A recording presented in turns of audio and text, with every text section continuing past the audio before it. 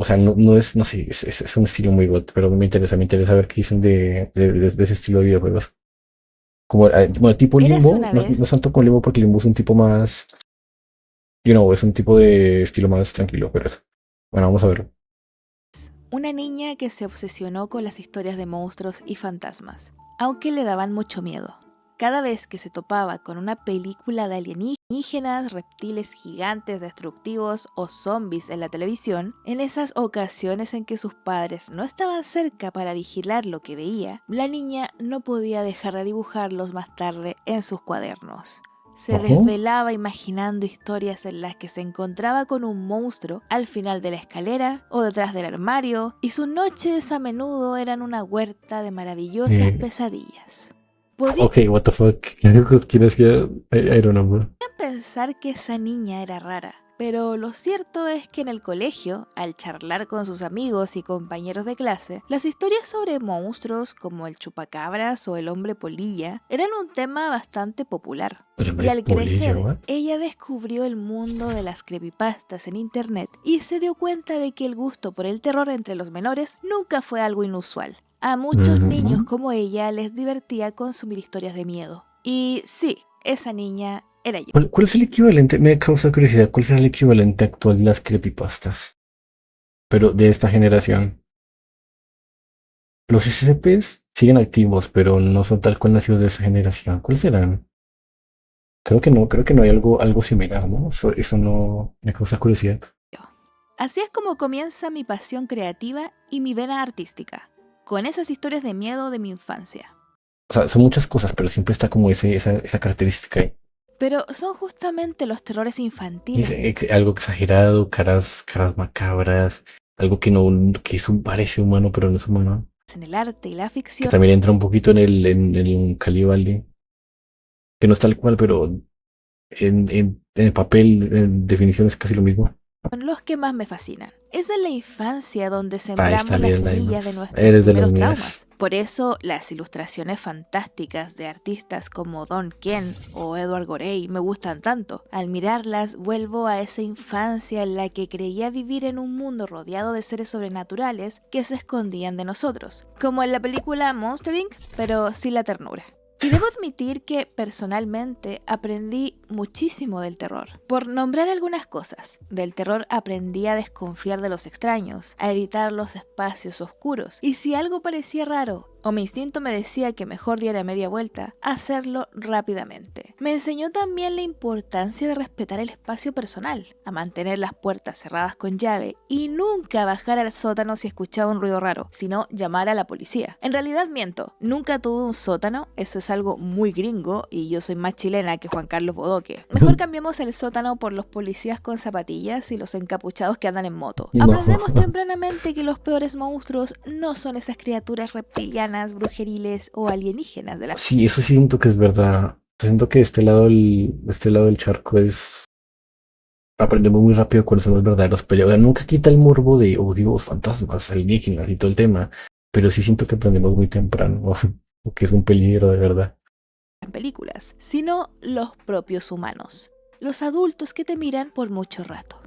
Con el terror refuerzas de una manera más eficaz todas las cosas que intentas enseñar a tus hijos para mantenerlos a salvo. Por eso pienso que no hay que impedir que los niños accedan a las historias de miedo en el arte y la ficción. Intentar que no se enfrenten al monstruo imaginario es exponerlo al alcance de los monstruos reales que pueden encontrarse al salir del colegio, Ujú. subir al transporte público o mientras pasan demasiado rato con ese pariente extremadamente cariñoso, si ya saben a lo que me refiero. Para Ah, muchos shit. niños, el terror también es una forma de canalizar malas experiencias y evadirse un rato, pues ese terror artificial puede ayudarlos a comprenderse mejor a sí mismos y a sus sentimientos. Desde un punto de vista psicológico, se dice que a algunas personas les gusta el terror porque les ayuda a procesar el miedo en un entorno seguro. Sin embargo, a pesar de ello, muchos colegios lo ven como una señal de que el niño va a acabar dedicándose al crimen o que es un pequeño psicópata o que tiene problemas mentales, a pesar de lo habitual que es que a los adultos y adolescentes les Mira, guste yo dibujando a Chucky dándose cuchillos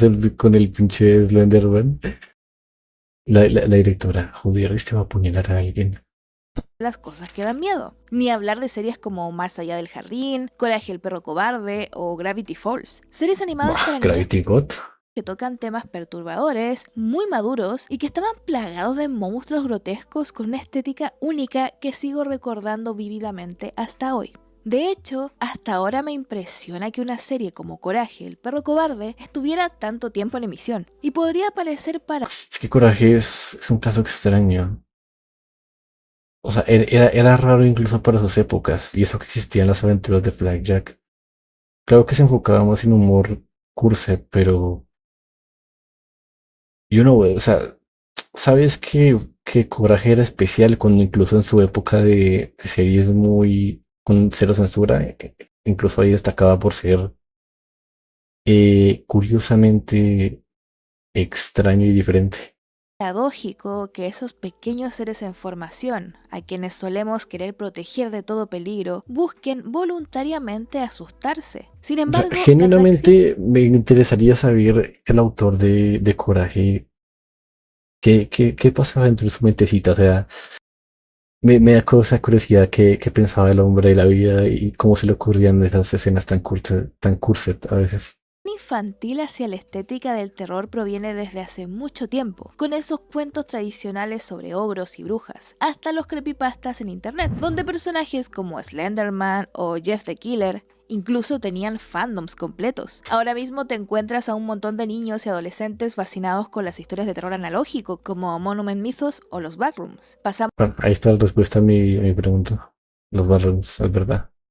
del cuento oral, luego a los libros y películas, hasta el terror digital. Es una especie de agujero de conejo que puede resultar bastante sano y entretenido siempre y cuando aprendas a distinguir entre la realidad y la ficción. Al final, los niños crean sus propios monstruos, se apropian de ellos y en ocasiones se ven a sí mismos en esas criaturas. Es una forma catártica de enfrentarse a los traumas mediante el arte y también una especie de creación de ritos Yo cuando era colectivos. pequeño, joder, vamos a hacer un monstruo gigantesco con 8 brazos que lance láseres por los ojos y por las manos y que tenga poderes de Super Saiyajin. Yo soy ese. En el fondo, el niño lo que hace a menudo es humanizar al monstruo, a veces incluso lo convierte en su amigo. Es una Ahí forma está de la palabra ritualizar y clave, simbolizar los humanizar. miedos, transformando lo informe en un símbolo. Los niños se apropian de lo que les perturba a través de dibujos e historias, y eso me parece algo extremadamente creativo. De este tipo de experiencias y juegos pueden surgir grandes obras de arte. Por eso siempre me han gustado los cuentos de hadas clásicos, con su estética única y su narrativa ambigua. Y es que lejos de ser los relatos Humanizar monstruos, literalmente es la clave del género, pero al revés. Carajo. Carajo. ¿Cómo se dice eso? Bueno, básicamente hacer convertir en monstruos a los humanos. Todo lo contrario. edulcorados que conocemos hoy, esos cuentos estaban llenos de elementos oscuros y aterradores, pues pertenecían al folclore popular. Eran las leyendas urbanas y creepypastas de la época medieval. Eran historias que tenían por objeto reflejar crudas realidades sociales de la época. Historias como Hansel y Gretel, donde una bruja planea devorar a dos hermanos, Caperucita Roja, con un lobo que se come a la abuela y acecha a la niña, No, la historia.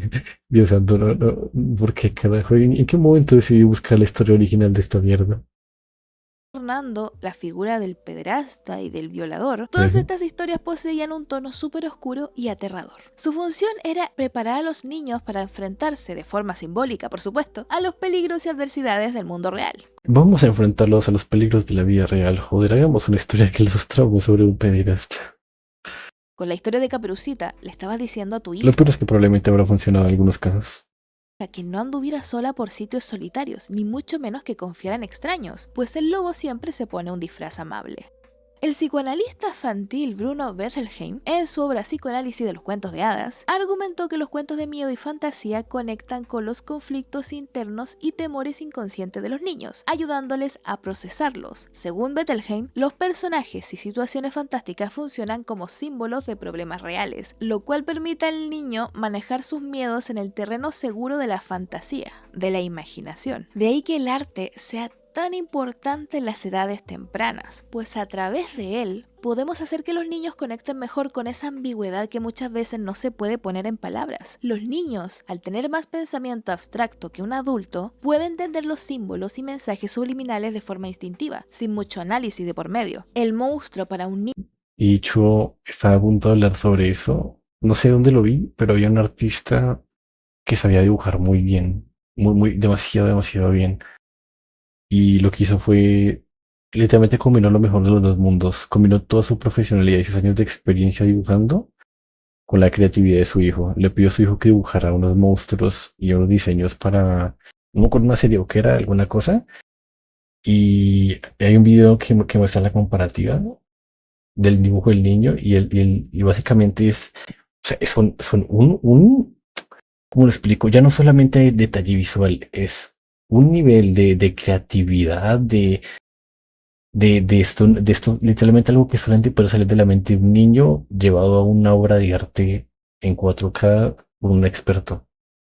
No sé qué pensaba ese hombre, pero literalmente encontró la fórmula, para mí, de los mejores estilos de dibujo que he visto, o sea, es de las mejores ideas.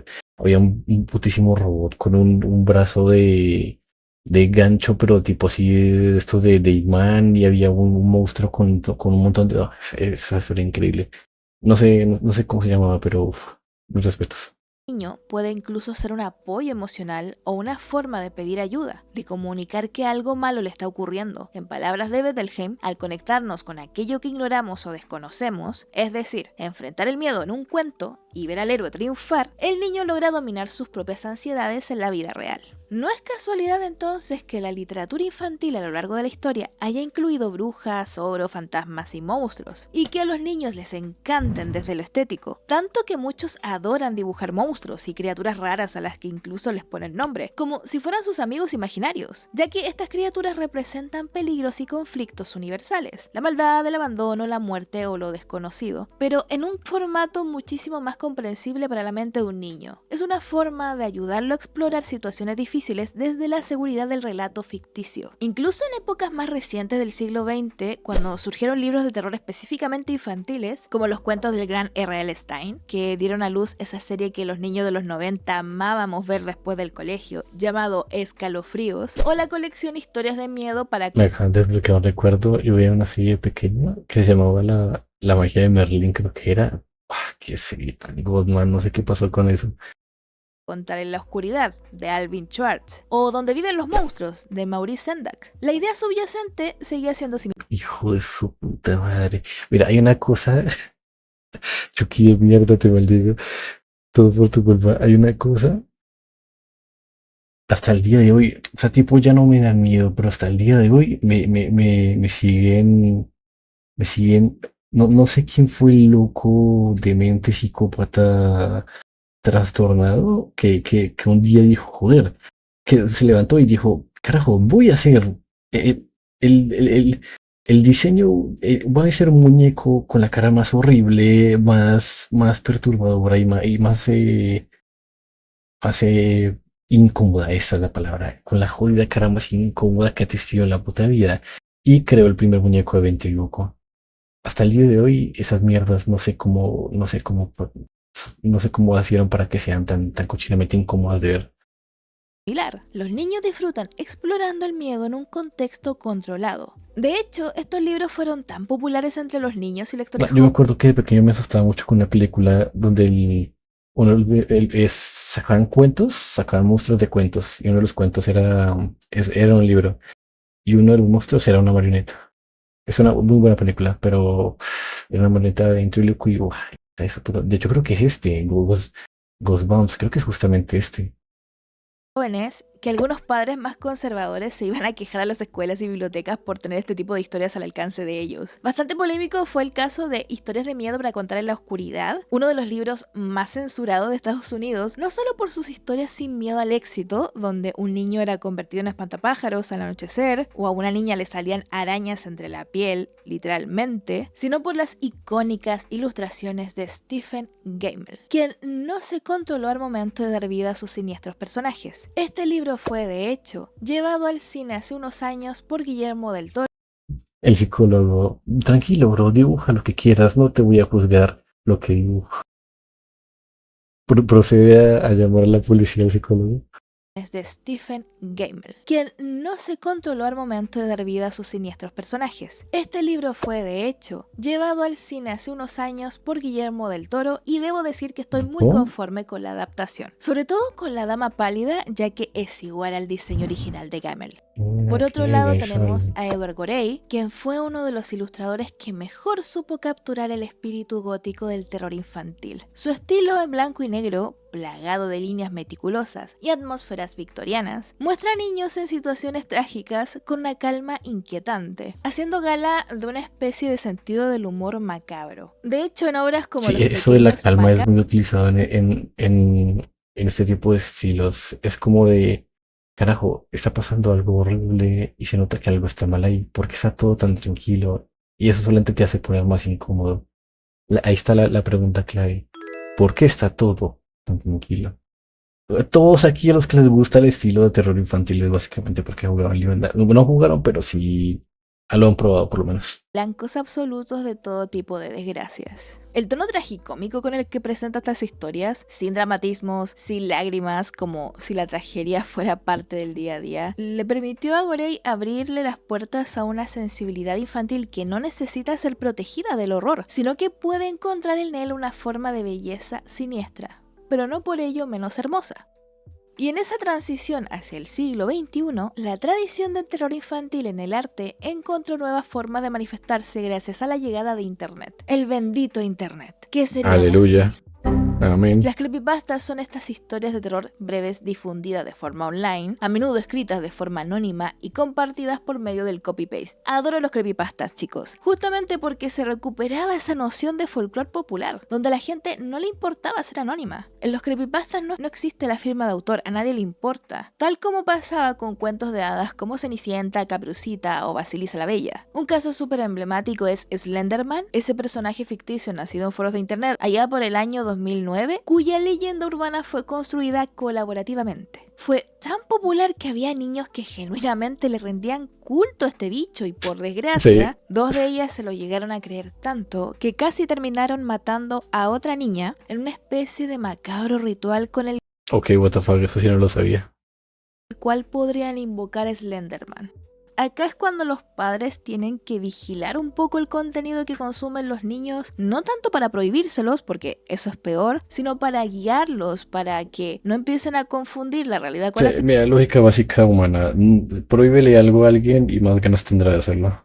Y viceversa. A veces los niños se quedan demasiado en los terrenos de la imaginación al punto de que derraman esta imaginación en el mundo real y ahí es cuando las cosas empiezan a tornarse un poquito feas. Y es siniestro pensar que a tantos niños les llamará la atención un monstruo como Slenderman, quien aparece descrito como un hombre anormalmente alto, sin rostro, vestido de traje, que acecha los entornos infantiles específicamente Curioso. y cuyos brazos se transforman en tentáculos. No es un monstruo animalesco, sino humano. Si no fuera por los tentáculos, podría ser cualquier tipo alto de traje que te encuentres por la calle. En la práctica, de hecho, el hecho de que la cara esté completamente tapada se puede dar a entender de otra forma, ¿eh?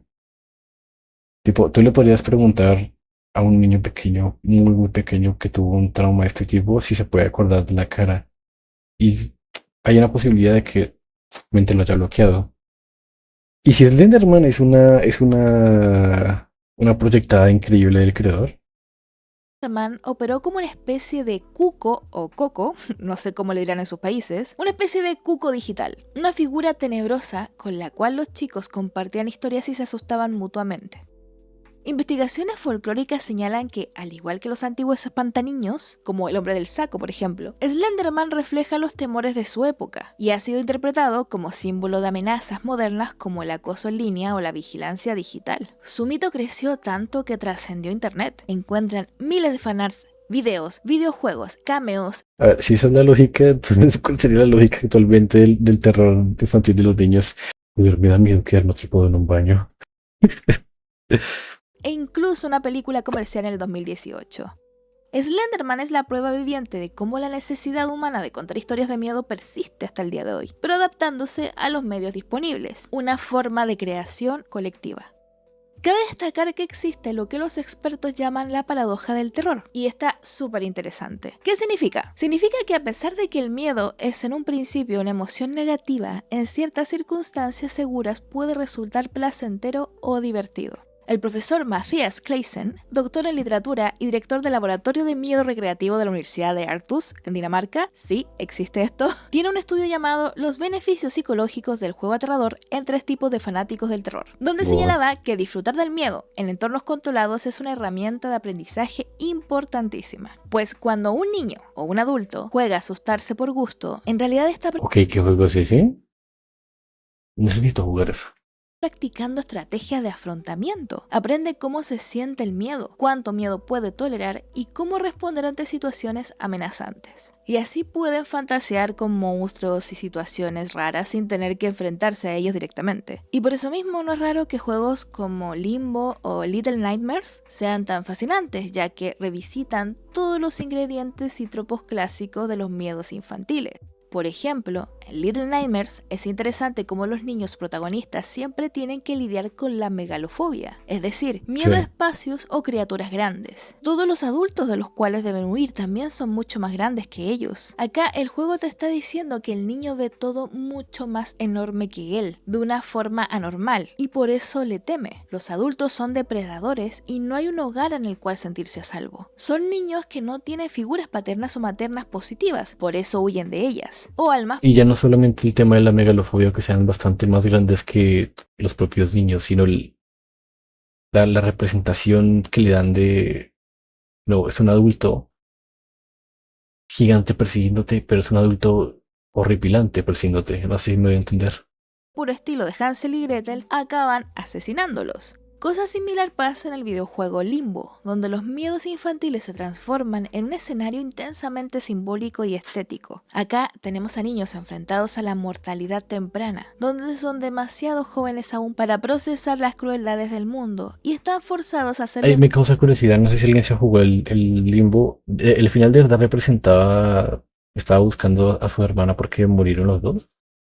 O sea, lo dice el propio nombre del juego, pero sí, sé que era una teoría, porque obviamente es un final abierto para que dé a pensar, pero sí, sería lo más canon, sí, sería como lo más canon, ¿no? O, tipo, hay una teoría que tenga más sentido. frente de la forma más cruda posible. El arte de este juego es precioso, y al Ahí está igual que el otra de palabra Little clave, la crudeza. La crudeza, o sea, para hacer la perspectiva de un niño que no, en teoría no conoce mucho del mundo, la crudeza en esta clase de juegos y ese estilo es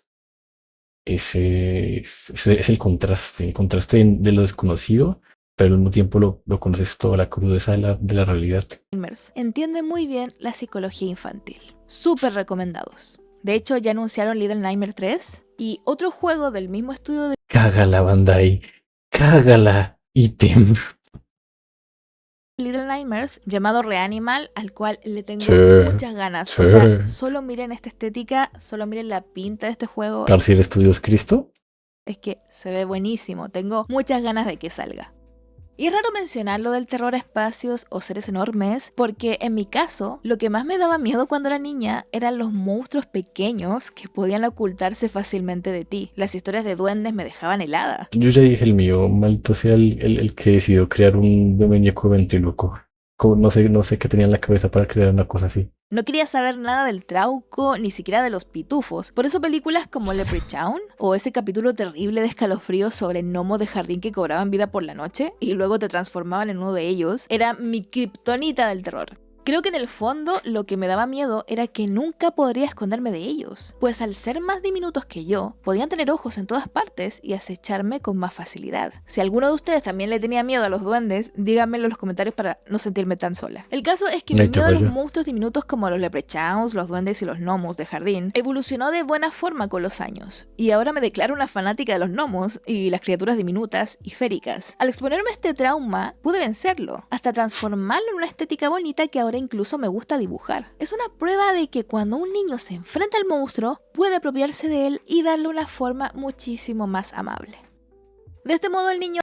O sea, estamos viendo el lado bueno de la historia, pero recordemos que no todos los niños son iguales. En este caso se lo tomó como una inspiración, pero hay niños que son más sensibles a este tipo de cosas. Y pues por ahí bien dicen que si miras al abismo, tienes que tener cuidado porque el abismo te puede volver la mirada. Y no todo el mundo se toma muy bien esa mirada de regreso.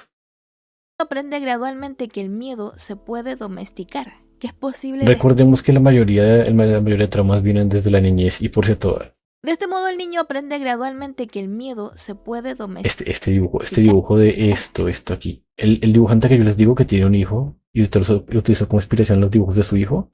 Algo así dibujó, pero imagínate esto pasado a un artista profesional.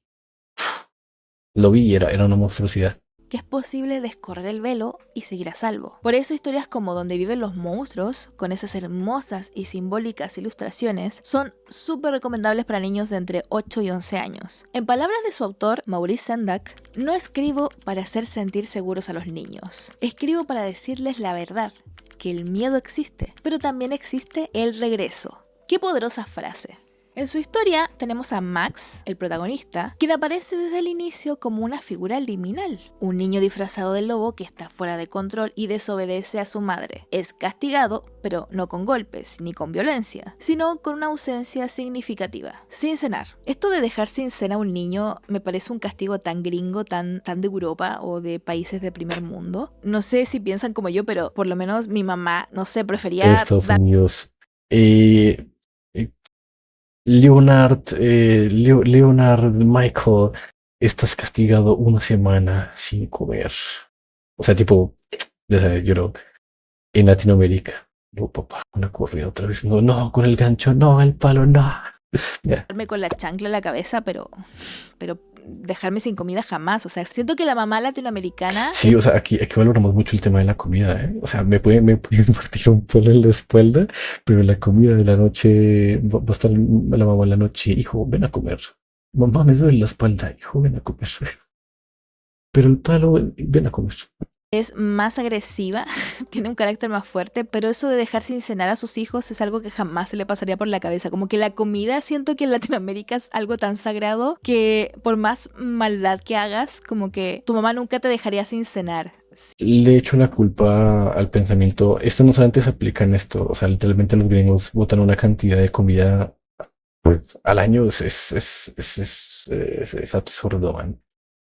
No, no sé si han visto los restaurantes en Estados Unidos, la comida, y no solo los restaurantes. O sea, es muy común en Estados Unidos botar la comida que se daña dentro de la nevera, cosa que acá no es, pues pasa, pero no es raro dejar que se dañe la comida dentro de la nevera.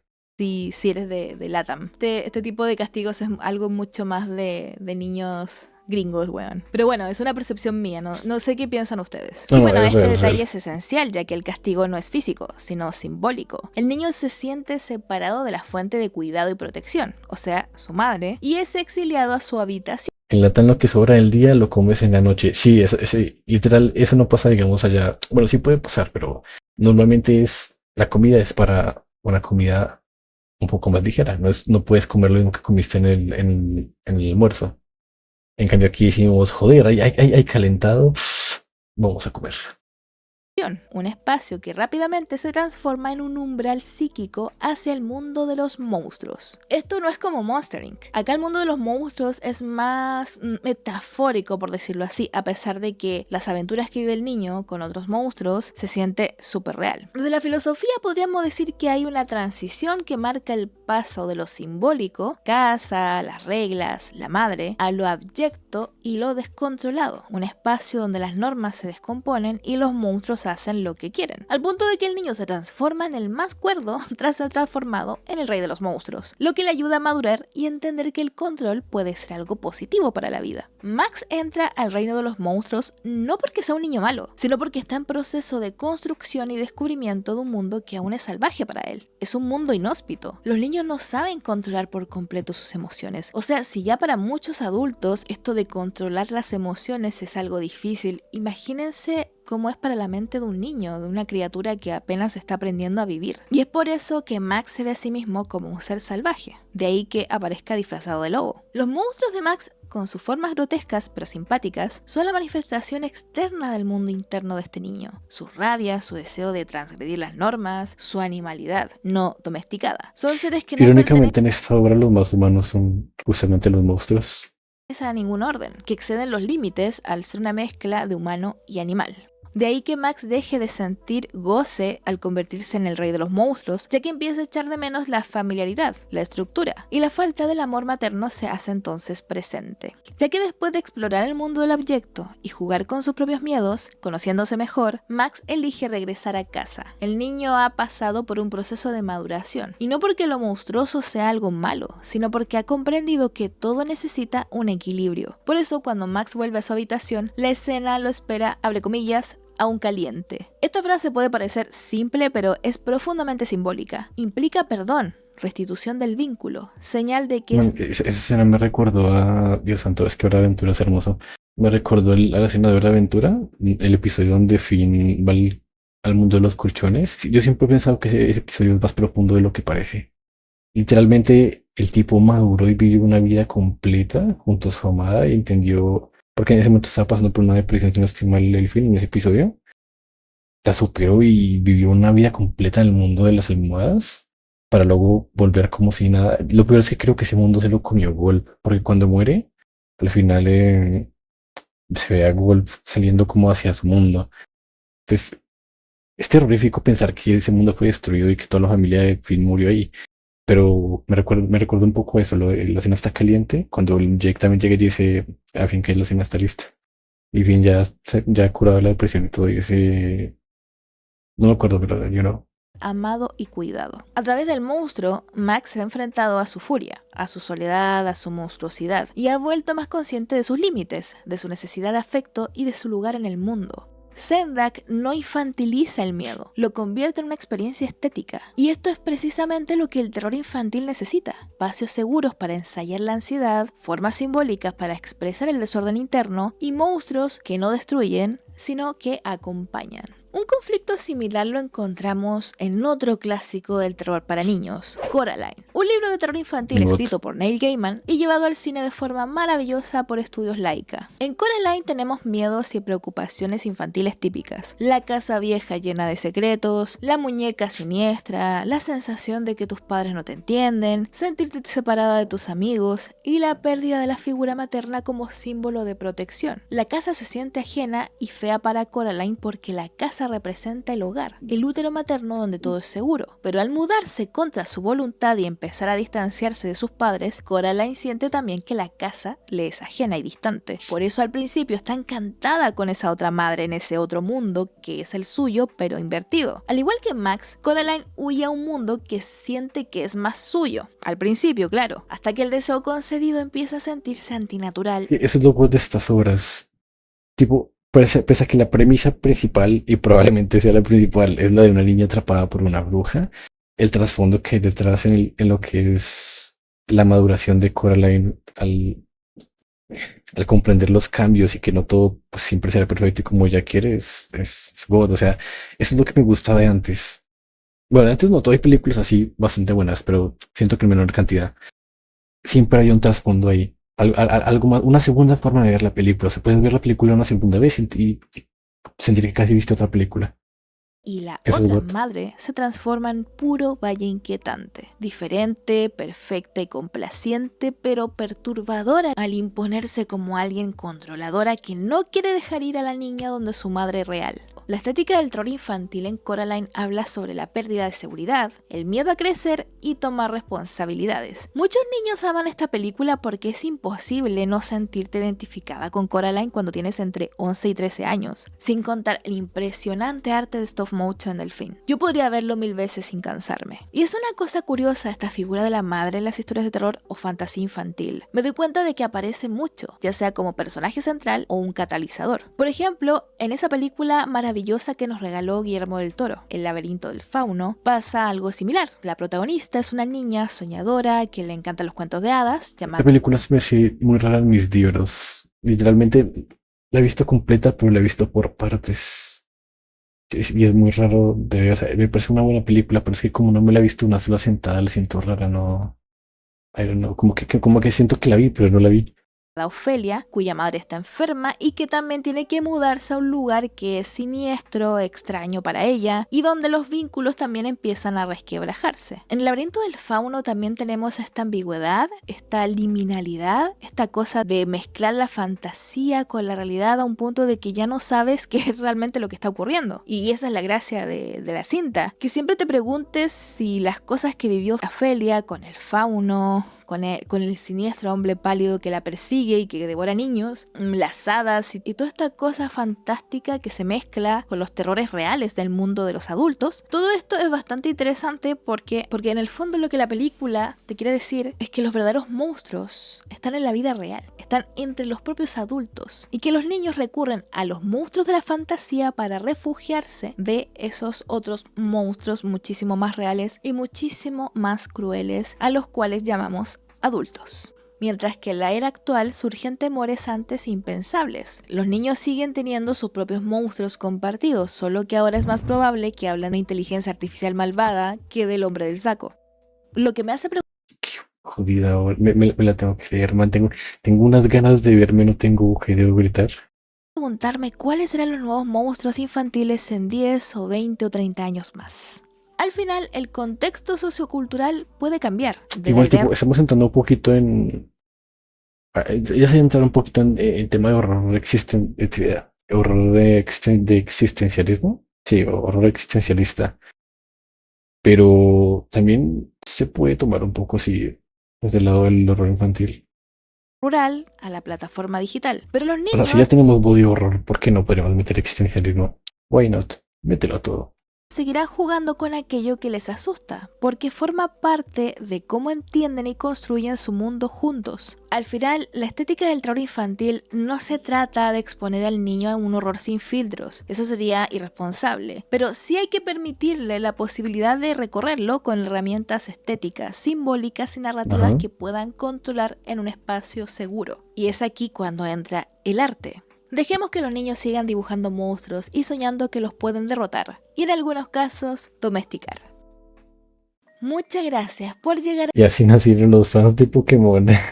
al final de este video. Como siempre, un abrazo y un agradecimiento especial a los Patreons y miembros del canal. Les comento a los miembros que pronto subiré 2 videos exclusivos para ustedes. Uno Bueno, video Godman. Literalmente estaba esperando, no me esperaba encontrar un video con esa temática.